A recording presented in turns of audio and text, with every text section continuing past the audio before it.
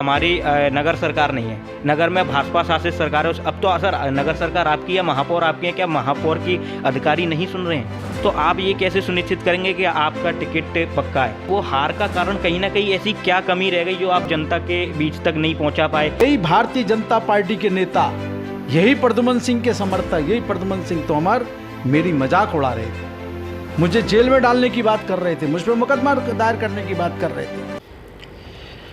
नमस्कार दोस्तों, news in shorts में आपका स्वागत है और मैं हूं आपके साथ हिमांशु शर्मा।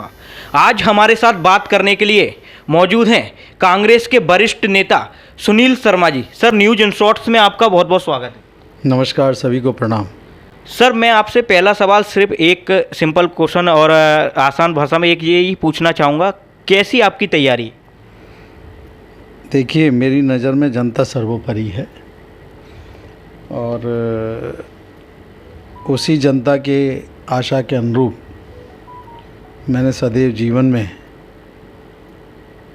जनता की सेवा कैसे हो, हमेशा वो प्रयास मैंने किया है। किसी के कैसे कष्ट में मैं पहुंच सकूं और कैसे कष्ट में मदद कर सकूं, यही मेरे जीवन का उद्देश्य है। ये मैं सदैव प्रयास करता हूं और ये मैं मान के चलता हूं कि जनता का आशीर्वाद सर्वोपरि होता है और जनता के साथ खड़े रहो, यही मेरा एक लक्ष्य है। सर, ग्वालियर 15 विधानसभा क्षेत्र की अगर हम बात करें तो भाजपा नेता लगातार, खास करके ऊर्जा मंत्री प्रद्युमन सिंह तोमर लगातार कह रहे हैं कि ग्वालियर 15 विधानसभा विकास के लिए अग्रसर है और आगे काफ़ी इसमें विकास पहले से ज़्यादा तो विकास हो ही गए हैं और आगे काफ़ी बहुत ज़्यादा विकास अभी ग्वालियर 15 विधानसभा में जनता को देखने मिलेंगे। क्या ऐसा आपको लग रहा है कि पिछले 5 साल में ग्वालियर 15 विधानसभा में जो विकास की उम्मीद जनता ने लगाई थी वो विकास हुए हैं? हाँ, विकास हुआ है भाजपा नेताओं का। हाँ, विकास हुआ है मंत्री संतरी और तंत्रियों का। गंदा पानी आज भी ग्वालियर विधानसभा की जनता को पीने को मिल रहा है। माता बहनें बुजुर्ग, आज भी बच्चे, किसी को पीलिया हो रहा है, कोई अस्पताल में भर्ती है। स्वच्छ पानी सर्वप्रथम प्राथमिकता होना चाहिए। जब उस विधानसभा में जहाँ मंत्री हो और पूर्व में वही मंत्री गंदे पानी को लेके काफ़ी आंदोलन करे या ड्रामाबाजी करे। अब नौटंकी और ड्रामाबाजी में इसलिए कह रहा हूँ कि 5 साल हो गए आप मंत्री हो, आप ही की सरकार है। अमृत योजना में सैकड़ों करोड़ रुपया खर्च और उसके बाद भी वो अमृत योजना नहीं विष योजना बन गई और आज भी ग्वालियर विधानसभा में सीवर युक्त पानी जनता पीने को मजबूर है, तो ये कौन सा विकास है? सर, अगर देखा जाए तो पहले हमने धरनों में आपको देखा, प्रदर्शन आपने किए, टूटी सड़क की बात हो या फिर पानी भरा हो सड़कों पे, तब आप एक चीज़ ज़रूर कहते थे कि हमारी नगर सरकार नहीं है, नगर में भाजपा शासित सरकार है। अब तो सर नगर सरकार आपकी है, महापौर आपके हैं, क्या महापौर की अधिकारी नहीं सुन रहे हैं? बिल्कुल नहीं सुन रहे।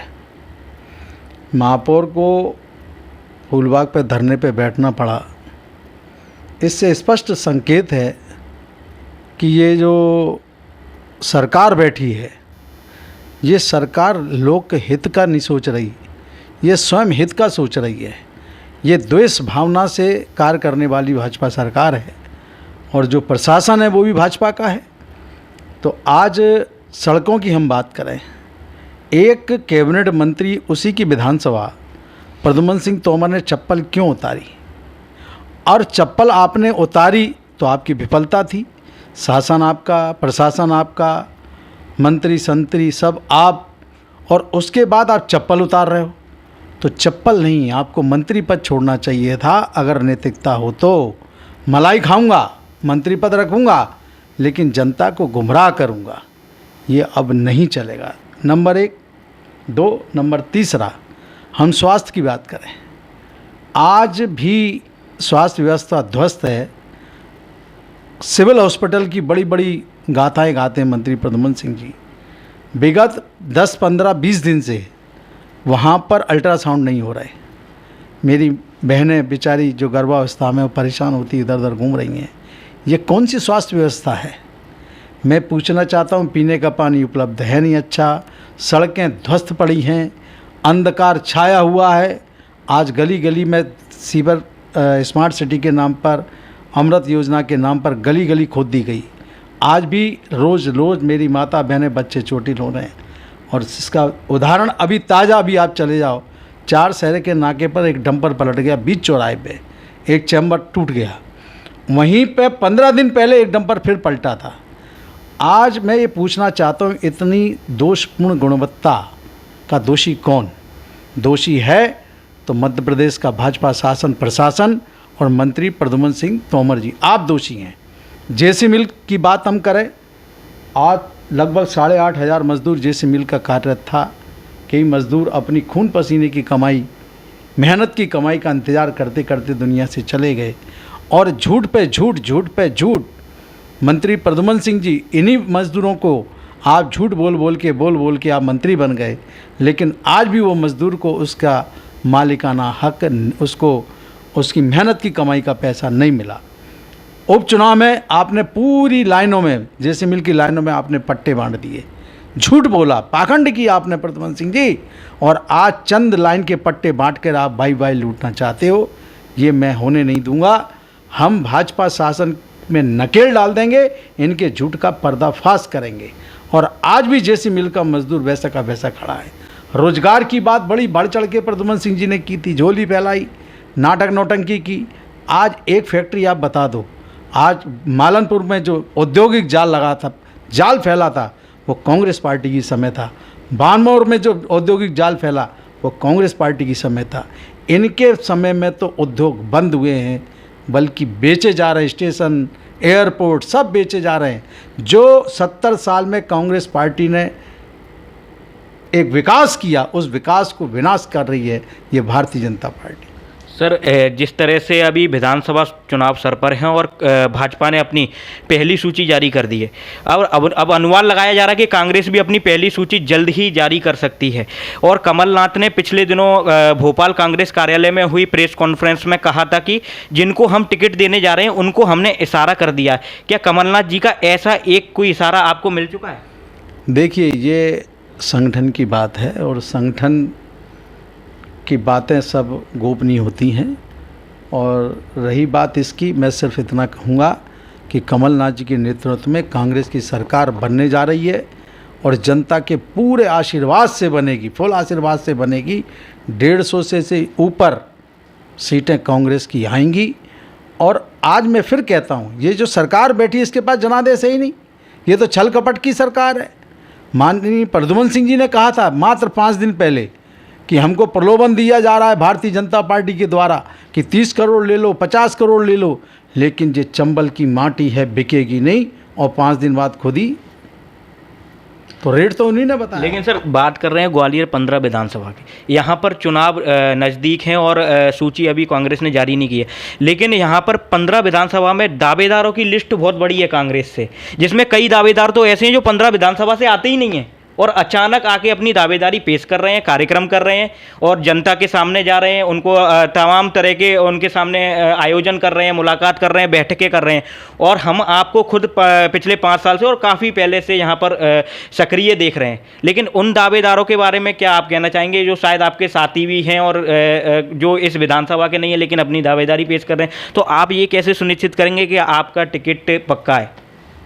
देखिए, टिकट मांगने का सबको अधिकार है, लेकिन इस सवाल का सबसे बढ़िया जवाब लोकतंत्र में जो चौथा स्तंभ है आपने दिया ना, उसका जवाब तो जनता के बीच में भी इसका जवाब है और वरिष्ठ नेतृत्व के बीच में भी इसका जवाब है। मांगना सबका अधिकार है, बाकी जो वरिष्ठ नेतृत्व तय करेगा वो सर्वोपरि होता है। लेकिन सर, अगर हम चुनाव की बात कर रहे हैं तो पिछले उपचुनाव तक भी हम पहुंचेंगे। पिछले उपचुनाव में जब आपको टिकट मिला और मतलब खुशी की लहर थी और ऐसा लग रहा था कि कांग्रेस के जो आपके साथी हैं, सभी नेता हैं, सब आपका साथ दे रहे हैं सबको, लेकिन एंड टाइम पे जब रिजल्ट आया कई लोगों को चौंका दिया और जो अनुमान शायद आपने भी नहीं लगाया था वो आपने खुद उस समय देखा। तो वो हार का कारण कहीं ना कहीं ऐसी क्या कमी रह गई जो आप जनता के बीच तक नहीं पहुंचा पाए? तो अब आप सोच रहे हैं कि जो जिसका आपने शायद डैमेज कंट्रोल भी कर लिया है। देखो, उपचुनाव था, सरकारी मशीनरी का जम के दुरुपयोग हुआ। सबको मालूम है कि पुलिस की वैन के अंदर शराब की बोतलें का कैसे क्या हुआ, मैं कुछ कहना नहीं चाहता। लेकिन मैंने कहा ना, जनता ने सब देखा है किस प्रकार से सरकारी मशीन का दुरुपयोग किया गया, किस प्रकार से फर्जी वोट डाले गए, किस प्रकार से लोकतंत्र की हत्या की गई, ये जनता ने सब देखा। लेकिन अब जनता तय कर चुकी है कि कोई भी हथकंडा इनका चलेगा नहीं। अब जनता का आशीर्वाद कांग्रेस पार्टी को मिलेगा, हमको मिलेगा। लेकिन सर, भाजपा नेता लगातार आरोप लगाते हैं कि टिकट से पहले सब साथ नजर आते हैं कांग्रेसी, लेकिन जब टिकट जो भी दावेदार होते हैं उनका टिकट कट जाता है तो फिर उनमें भीतरघात शुरू हो जाता है। तो ऐसा मतलब आपको भी अनुमान है कि ऐसा इस बार हो सकता है? कोई भीतरघात नहीं है। और सरकार, मैं फिर कहता हूँ ना, ये भाजपा वाले बोलते किस मुँह से हैं? सरकार तो कांग्रेस की बनी थी, आपने तो अलोकतांत्रिक तरीके से बैठे हो। आप तो भाई, आप में नैतिकता तो है ही नहीं। अगर नैतिकता होती तो अनैतिक कार्य नहीं करते आप। तो ये किस मुंह से बात कर रहे हैं? इसके अलावा सर, जब सिंधिया जी कांग्रेस छोड़कर भाजपा में गए, आप भी सिंधिया समर्थक माने जाते थे, क्या आप पे कोई ऐसा फ़ोन नहीं आया कि नहीं सुनील जी आप भी आ जाओ, मिलकर काम करेंगे? किसी का भी फ़ोन आया हो भाजपा से, या अभी कोई फ़ोन आया हो कि इधर आ जाओ, मिलके काम करेंगे, पार्टी के साथ काम करेंगे? ऐसा कुछ आप पे इस तरह का कोई कॉन्टेक्ट उस समय रहा हो, या अभी रहा हो, या उपचुनाव के दौरान रहा हो? देखो, बातचीत सब होती हैं, लेकिन मैंने अपना रास्ता तय किया, मैंने अपनी पार्टी का साथ दिया और जो जन भावनाएं थीं उन भावनाओं के अनुरूप काम किया। ये बात सही है कि इसमें संघर्ष मुझे दिखाई दिया था और दे रहा था, लेकिन मैंने संघर्ष का रास्ता तय किया और सही रास्ता मैंने तय किया। बाकी जिसको जो करना है वो उनकी ही मन का सोच है, और मेरा सोच था कि मुझे पार्टी के साथ खड़ा होना है, जन भावना के अनुरूप रहना है, तो मैंने ये रास्ता तय किया। इसके अलावा ग्वालियर 15 विधानसभा में अगर आप बताना चाहेंगे जनता को कि एक ऐसी कौन सी मेजर जो सबसे बड़ी परेशानी है जिनका पिछले 5 साल के 10 साल से भी भाजपा निराकरण कर ही नहीं पाई है? कौन कौन सी ऐसी बड़ी परेशानी है जो आप अपने आप में खुद ही ये सोच के हैरान है कि ये परेशानी तो हल हो सकती थी? लगभग 18 साल हो गए भाजपा को, और मंत्री जी को हो गए 5 साल, और इससे पहले भी आप विधायक रहे हैं। स्वास्थ्य व्यवस्था ध्वस्त, पीने का पेयजल की व्यवस्था ध्वस्त, सीवर व्यवस्था ध्वस्त, रोजगार व्यवस्था ध्वस्त, युवाओं का भविष्य ध्वस्त, रोजगार कोई है नहीं, बिजली के अनाप शनाप बिजली के बिल। पहले प्रद्युमन सिंह जी किसी का कनेक्शन कटता था तो नसेनी लगा के जोड़ने का काम करते थे। आज क्या हालत है भाई? आज तो आप बिजली मंत्री और अनाप शनाप बिजली के बिल देकर गरीबों के घरों में अंधेरा किया जा रहा है। आपकी कथनी करनी में अंतर क्यों? मैं तो नसेनी दे के आया था प्रद्युमन सिंह जी को कि आप अपनी आत्मा को जगाओ और कथनी करनी का अंतर खत्म करो। नसेनी दी, उसके बाद कुछ नहीं, उसके बाद भी अनाप शनाप बिजली के बिल, गरीबों के घर अंधेरा। ये कथनी करनी का अंतर प्रद्युमन सिंह जी और भाजपा शासन आपका नहीं चलेगा। अभी लाडली बहना योजना भाजपा चला रही है, और लाडली बहना योजना में अभी बताया जा रहा है कि 1250 रुपये मिलेंगे। तो कांग्रेस ऐसी कौन सी योजना दमदारी से पेश कर पाएगी जिससे जनता को रिझाने का वो काम कर सके? ये भाजपा की योजना कैसे है भाई? आप ही इसी शहर के हैं, आपको ध्यान दिलाता हूँ, 2017-18 में ये मांग मैंने उठाई थी कि मेरी हर बहन को सम्मान सुरक्षा निधि दो 2500 रुपये। तब यही भारतीय जनता पार्टी के नेता, यही प्रद्युमन सिंह के समर्थक, यही प्रद्युमन सिंह तोमर मेरी मजाक उड़ा रहे थे, मुझे जेल में डालने की बात कर रहे थे, मुझ पर मुकदमा दायर करने की बात कर रहे थे। और आज 18 साल बाद लगभग मेरी बहनों को 1000 रुपये, 1500 की बात कर रहे हैं। लेकिन बहनों को सत्यता पता है कि ये मांग हमारे भाई ने उठाई थी, संघर्ष हमारे भाई ने किया। देश में सर्वप्रथम ये मांग उठाने वाला सुनील शर्मा था, कांग्रेस पार्टी थी। तो जनादेश और आशीर्वाद भी उन्हीं को मिलेगा जिन्होंने संघर्ष किया। तो कांग्रेस पार्टी को मेरी बहनें आशीर्वाद देंगी, सुनील भैया को आशीर्वाद देंगी। ये थे हमारे साथ कांग्रेस के वरिष्ठ नेता सुनील शर्मा जी। सर, बहुत बहुत शुक्रिया हमें कीमती समय देने के लिए आपका।